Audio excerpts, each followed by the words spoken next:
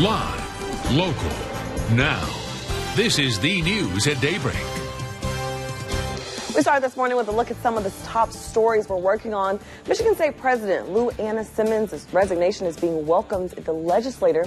She's stepping down in the wake of a scandal involving Dr. Larry Nassar, who worked at Michigan State as a medical doctor. President Donald Trump says he would, quote, love to answer questions from special counsel Robert Mueller. The president says he's willing to be questioned under oath in the investigation of Russian election interference and other events, including the firing of the FBI director.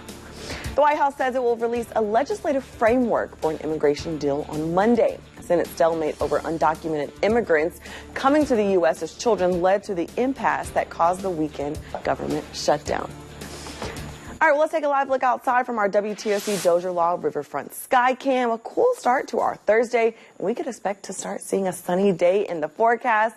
Good morning. Thanks for watching the news at Daybreak. I'm Tasha Reed alongside First Alert meteorologist Dave Turley. I'm happy to see a sun possibly in our forecast, Dave. We're going to see a lot of that sunshine. We've been seeing it the past couple days. Going to have more of that coming up here for the rest of the work week, but we're still tracking some changes coming up here by the weekend. Okay. All right, well, 2 days ago, Savannah Metro and U.S. Marshals showed up to a house on Marion Circle to serve an arrest warrant. By the end of the day, one person was killed, an officer was shot, and a whole lot of questions are still unanswered. Well, here's the new information we've gathered. The weapon 20-year-old Ricky Boyd had when he was shot by law enforcement officers turned out to be a BB gun. Boyd was shot several times and taken to Memorial Health, where he died. Sergeant Sean Wilson of Savannah Metro was also shot several times. He was taken to Memorial and has now been released. So here are some questions that still remain unanswered. Did Boyd ever fire a gun or that BB gun at officers? If not, is it possible that Sergeant Wilson was hit by a bullet that ricocheted from another officer's gun? And so far, the GBI has been very forthcoming with information about their investigation. Happening today, the Chatham County Commission holding its regular meeting at 9:30. Several things are on the agenda today, including a presentation plan for policing the unincorporated areas of Chatham County after the February 1st police demerger takes place. Our Jarvis Robertson will join us live in the 5 a.m. hour from Bull Street with a look ahead. Live, local, now. WTOC starts with breaking news. Well, we begin this morning with breaking news overnight out of City Market of a shooting and a deadly car chase following last night's 4th of July celebrations. I'm Tasha Reed. Thanks for joining us for the news at Daybreak. Well, Jarvis Robertson joining us now live from downtown with more information on a very busy morning this morning for police.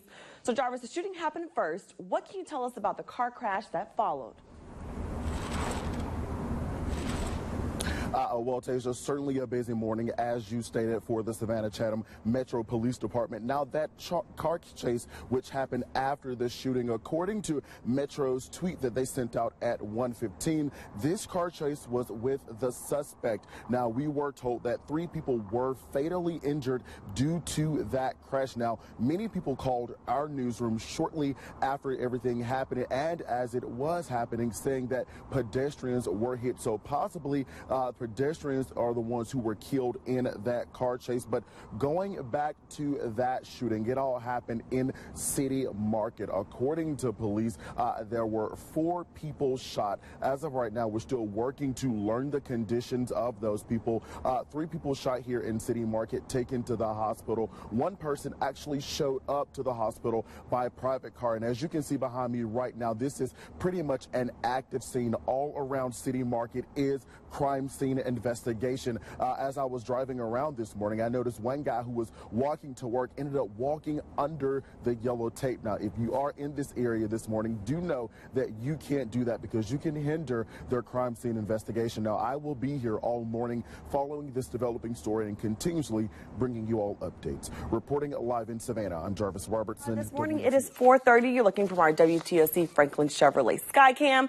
Not a lot to see this morning, but we can expect some cooler temperatures for our Christmas morning. Good morning. Good Christmas morning. I'm Tasha Reed alongside Cutter Martin. So, Cutter, What can we expect today? A little bit cooler temperatures. Oh, yeah. Okay. It's the chill and the wind. In fact, going over the data, coldest Christmas in like 4 years, 2013. Oh, wow. So it's chilly outside, colder air moving in as we speak. Current temperatures right now, nothing crazy here. But keep Christmas is finally here in most parts of the world. But at the Vatican last night, the Pope used the holiday's central story as he appealed for better treatment for migrants.